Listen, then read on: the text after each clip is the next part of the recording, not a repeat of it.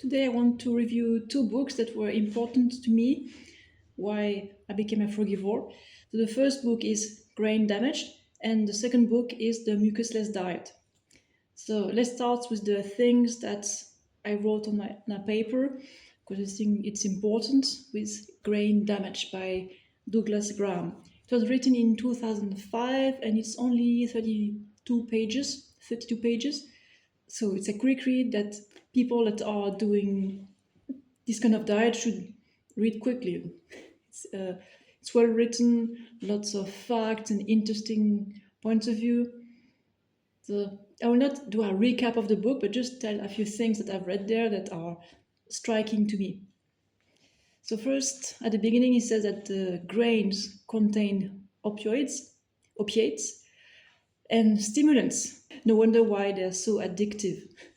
And if you have starches plus salt, woo, then you won't be able to stop eating. Now, when you're really full, you stop eating, but you know what I mean? They're hard to quit. I was struggling with that for years and years, and I didn't know that information. So, and by the way, you can check it, you can fact check it, you can Google it, and mainstream medical articles say that it's true. The grains contain opiates. Okay, next thing. Digestion of starches is complex and inefficient, which means you need a lot of calories. You need to eat a lot of calories from starches to fuel yourself, because it's not working so well. Because a starch, a molecule of starch, it's long, it's complex, and breaking that down, it's a lot of work for the body, and it's not done completely and so well. So imagine having starches plus something else, it's even more complex. Whereas if you eat fruit, it's simple, it's very quick to digest, and that's why I think a lot of frugivore or fruitarian people don't eat that much, and they're not too skinny. The very skinny ones are totally under eating and they're doing fasting and all that stuff, okay? So just back to the book now. Digestion of starch causes fermentations, which means it creates alcohol, acids, and gases. Alcohol. I don't know if you have heard about that. A driver that ate some starch with something sweet was tested for alcohol, and he was alcoholized. And he did not drink any alcohol, but he was still failing the test of alcohol from the cup. And acids, well, when we have mucus, the body is trying to get rid of the acids via the mucus. We spit mucus through the mouth, it draws through the nose, and there's a lot of mucus also in the digestive system. Huh? Interesting. And gases, well, this one is also very easy to check. When you eat starches, you fart. And when you eat legumes, it's the worst. Or let's say you eat starches with anything else, then you fart, for sure. But when you eat fruit, you don't fart. If there's some gas, it means that you ate air. For example, you blended your smoothie and there's air in it, and then you swallowed it. Okay, that's why you may have some air, but it's not gas from fermentation when you eat fruit. Okay, next thing. The grains contain so little macronutrition that they can be considered as empty calories. Well, we know that's true. Yeah, especially the bread. I'm glad I quit bread. It tastes so good, but it's not good for you. But as a transition food, yeah, you can incorporate it, I guess. That's what I've done. Okay, next thing in the book. Starch and lemon are irritating. So that's why they cause mucus. It's interesting to read that because I avoid lemon too because it's too acidic. But the thing is that starches are irritating to the body. It's not so always easy to see, but The proof is that you make mucus when you eat starches, especially bread. Bread is the worst. Okay, and then one fact. 1 acre of orchard feeds 250% more people than 1 acre of grains. 250% more. That's good. Okay, next fact. On a piece of land on the same area, you can feed 40 people with fruit or 1 person with beef. The animal products are a terrible choice for so many reasons. And Dugram says a lot of things on that book, so I encourage you to read it. There's so much more. And he shows some references towards the end of the book. And now, let's talk about the Mucusless Diet by Arnold Ehret. Well, about 11 years ago, I read that book very quickly, I remember, but I haven't remembered much stuff. I just remember which foods cause mucus, and that's it. But there's so much more in that book. Okay, my notes are here. And I decided to read the Mucusless Diet 2 or 3 weeks ago. Yeah. And I want to tell you about this because it's a very important book.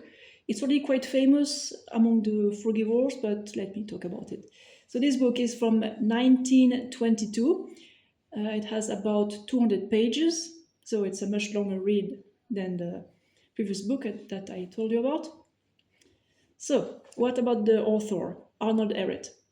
He accomplished a few things with a detoxified body, because initially he was pretty sick, but after detoxifying himself with the right foods and patience, he was so strong that he was able to withstand baths of sun baths from 4 to 6 hours in the sun at 49 degrees Celsius. That's so warm, but he was fine. He was not burning, and he was getting so tanned that people were confusing him with Indians, because initially he's a white guy, a Caucasian. So interesting, huh? How much a clean fruit diet can make you being able to be in the sun instead of becoming red. And I have to say that I noticed the same thing. Because I eat so much fruit, I rarely get sunburned. I can still, because so far I've eaten also cooked food, including some bread, and if I stay too long in the sun, then yeah, I'm still getting burned. But now I can't wait for the next summer to be sunproof. Anyway, next thing that he has accomplished. So he has water fasted for 49 days under medical supervision, and he has walked for 56 hours after 7 days of fasting and a meal of cherries. So this book is about a lot of fasting, about transition diet, about the mucusless diet and the low mucus diet. But a lot of men talk about fasting. They talk about it long term and practice it. But I don't see any woman promoting that kind of thing long term. And that's because our hormone system is really not adapted to skipping meals. Simple. Okay, then back to the book and the author. So he was traveling in different countries and thriving on eating grapes. Grapes. So he was consuming 0 caffeine, 0 animal protein, and 0 complement. But before all of that, when he was 31 years old, he was diagnosed with a nephritis, said incurable by 24 doctors. And after that, he was investigating in methods of healing. And he found the right information, obviously.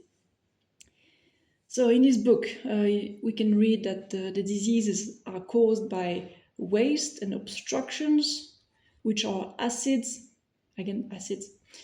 poisons, and uric acid.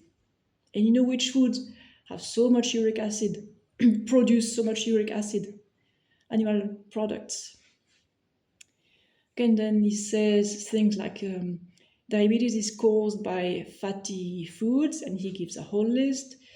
He says other things like the waste from protein and starch are sticky in the gut. And he also talk about the tables of Ragnar Berg, called the Berg tables. You can find that easily online. I will add a link. So the Berg tables. And it looks like the PRAL index. It's pretty close, but it's actually not about the kidneys, it's about the formation of acids in the stomach. And in this index, you can see that the animal products do very bad. The fruit is doing very well. The nuts are doing bad for most of them. The starches are doing bad. There's just one exception, the pumpernickel bread. And I think that's because it has no yeast, but you can see the detail. It's an interesting kind of ranking with numbers. And Arnold Ehret approves that table. So the fruit is a winner again. So the book gives a lot of information, nuances, and warnings about water fasting. Yeah, he talks a lot about fast and about fruit eating, but he also says that you should do a transition because people that have accumulated a lot of waste and acids and toxicity from their diet so far, they are so toxic that if they went on a very pure diet or if they stopped eating for too long, well, the detox would be dangerous and might kill them. So to avoid cravings and to get good habits, it's good to do a transition diet. He says that a lot. Okay. So he gives important instructions about the transition that I told you about. Transition to mucusless diet using a temporary low mucus diet. And in this video, I'm not going to tell you a whole list of what is low mucus, what is no mucus. The goal is fruit and a bit of tender greens, but in between there's a whole world, a whole transition. And this is not a video for that. But you can check Professor Spira videos. He dedicates his social media about that, about the work of Arnold Ehret. And he has some interesting point of view about Steve Jobs. He thinks that Steve Jobs died because he did not do a dietary transition between a junk food diet and a fruitarian diet. And as a result, he thinks the detox he was going through was too intense and fatal. Interesting, huh? So, and to end up that video, you notice, if you read that book, that Arnold Ehret did not trust medical dogmas. And I know why. I am on the same side. Well, medicine, yeah, it's pretty accurate when it's about anatomy, but when it comes to pharma drugs and corrupted doctors or indoctrinated doctors, studies that are totally biased, it's good to take a step back, zoom out, and not take the medical doctors too seriously, in my opinion, because they don't know what is health. They study poison from labs. They just repeat what they hear. Yeah, I'm sure they're smart, but they may be too smart to think outside of the box. Anyway, very interesting books. I hope you read them. There's so much more in the books. And for me, it really reinforces why I do a frugivore diet. I actually do a fruitarian diet, technically. So, read them and I will see you in the next video. Bye.